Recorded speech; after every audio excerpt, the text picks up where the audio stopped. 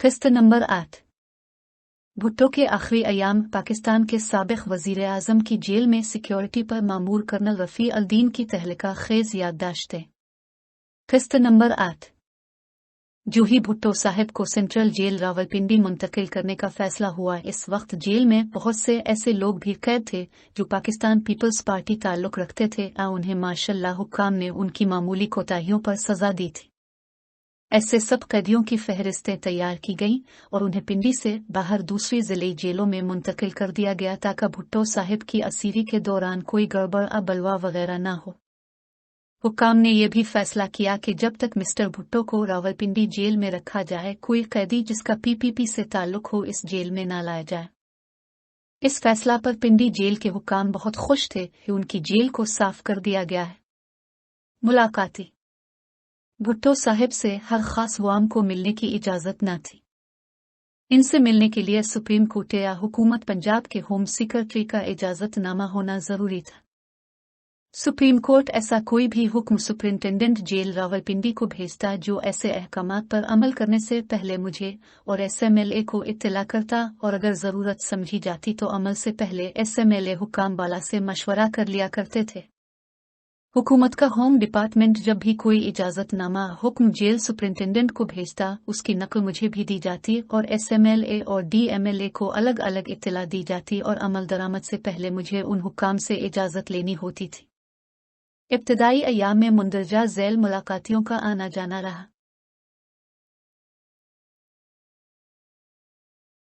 वुकला। भुट्टो साहिब के इस केस की बख्तियार दोस्त मोहम्मद अवान, अब्दुल हफीज लाखो और आखिरी दिनों में अब्दुल हफीज पीरजादा ने भी पैरवी की। सुप्रीम कोर्ट ने एक वक्त में सिर्फ 2 वकला को भुट्टो साहिब से रोजाना 1 घंटा मिलने की इजाजत दे रखी थी। जुमा और तत्ताइलात के दिनों में वकला जेल नहीं आ सकते थे। शुरू में वकला को दिन के 2 से 3 बजे तक जेल में आने की इजाजत थी, लेकिन बाद में शाम 6 से 8 बजे के दौरान सिर्फ 1 घंटा के लिए बाहर सहन में बैठकर भुट्टो साहिब से मिलने की इजाजत हो गई थी। बेगम और बेटी। आम हालत में फांसी के सजा याफ्ता कैदी के मुलाकातियों को जेल हुक्काम की मर्जी पर चंद मिनट मुलाकात की इजाजत दी जाती है, और ऐसी मुलाकात कानूनी तौर पर 20 मिनट तक हो सकती है। बेगम भुट्टो और मोहतरमा बेनज़ीर भुट्टो को हफ्ता में अलग अलग 1 मरतबा मुलाकात की इजाजत थी। ये दोनों बेगमात कराची से पुलिस के एक अफसर की निगरानी में हवाई जहाज से रावलपिंडी लाई जाती थी और मुलाकात के फौरन बाद अगली फ्लाइट से वापस कराची ले जाई जाती थी। बेगम नुसरत भुट्टो पहली मरतबा 21 मई 1978 सुबह 9:30 बजे जेल में मुलाकात के लिए लाई गई। उनकी यह मुलाकात भुट्टो साहिब की कोठरी में कराई गई, जो 12:35 तक जारी रही। इस मुलाकात से एक दिन पहले एसएमएलए ब्रिगेडियर एम मुमताज मलिक ने मुझे अपने दफ्तर में तलब किया। वो एक दानिश्वर किस्म के बहुत ही शरीफ और नेक दिल इंसान हैं। वो अपने काम में माहिर और कामिल शख्स हैं। मुझे इन जैसे बहुत कम कमांडरों के तहत काम करने का मौका मिला है। उन्होंने मुझे बताया हमें बहुत सख्त काम सौंपा गया है। एक तरफ हमारे मुल्क के साबिक सरबराह हैं जिन्हें बदकिस्मती से एक मुकदमे के सिलसिले में गिरफ्तार कर लिया है, और दूसरी जानिब मौजूदा हुक्मरान हैं जिनको हमने पूरी ईमानदारी से वफादारी दिखानी है, जिसकी हमने कसम खा रखी है। हमें यह नहीं सोचना कि भुट्टो साहिब का केस सच्चा है या झूठ। ये काम तो सुप्रीम कोर्ट का है। हमें तो जो ड्यूटी दी गई है उसे पूरा करना है। लेकिन उन्होंने नसीहत की कि इस जिम्मेदारी को निभाने में मुझे गैर जानिबदार साबित कदम रहना होगा। उन्होंने मुझे बताया कि अगले दिन बेगम भुट्टो साहिबा मिस्टर भुट्टो से मिलने आ रही हैं, और उसके बाद उनके बाकी रिश्तेदार भी आते रहेंगे। भुट्टो साहिब और उनके रिश्तेदारों से कानून के अंदर रहकर इज्जत से पेश आना चाहिए। मैं जनाब एम मुमताज मुल्क का ऐसी नसीहत के लिए तहदिल से शुक्रगुजार हूँ। दूसरे दिन बेगम भुट्टो से पहले मैंने जेल सुपरिंटेंडेंट से ऐसी मुलाकातों के बारे में मुफस्सल बातचीत की। मैंने उन्हें बताया कि मुलाकात भुट्टो साहिब कोठरी के अंदर हुआ करेगी।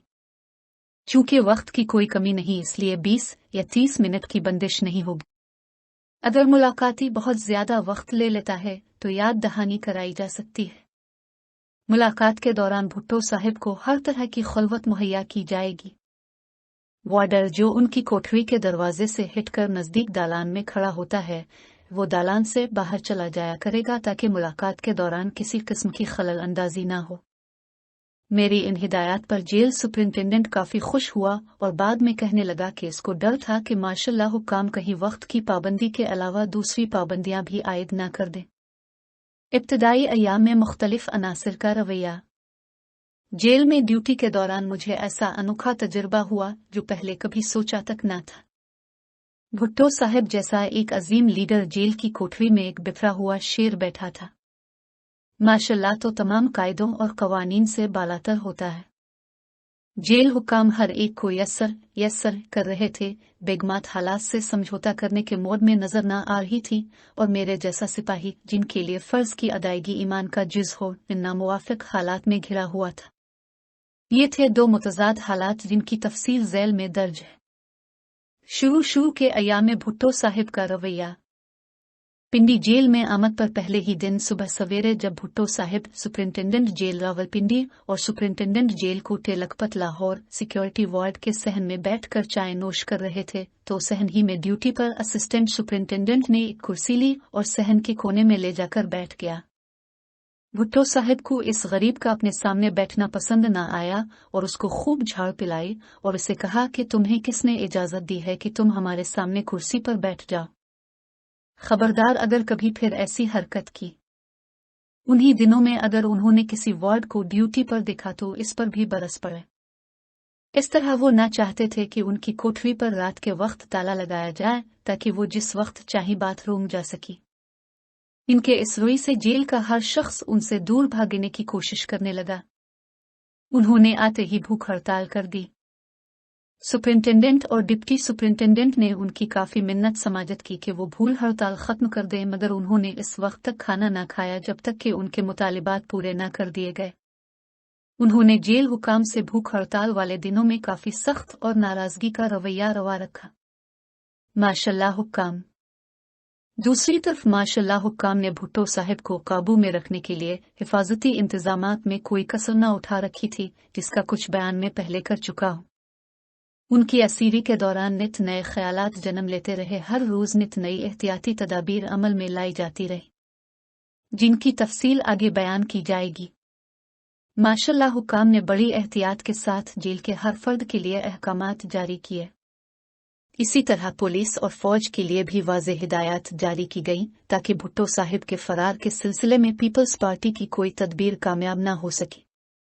दरअसल हुकूमत उनके साथ फांसी की सजा के मुजरिम का सलूक रखना चाहती थी, लेकिन उनके मुतालिक बेहद मुतफक्किर होने के बाइस जरूरत से कहीं ज्यादा हिफाजती इक़दामात कर रही थी।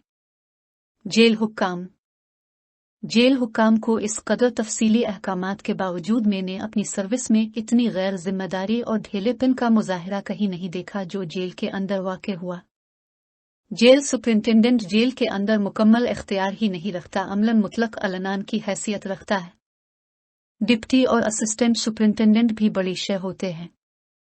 तमाम वार्डर जेल की मजबूत और ऊंची चारदीवारी में अपने आप को हर लिहाज से महफूज और हर तरह से कलाबंद तसव्वुर करते हैं।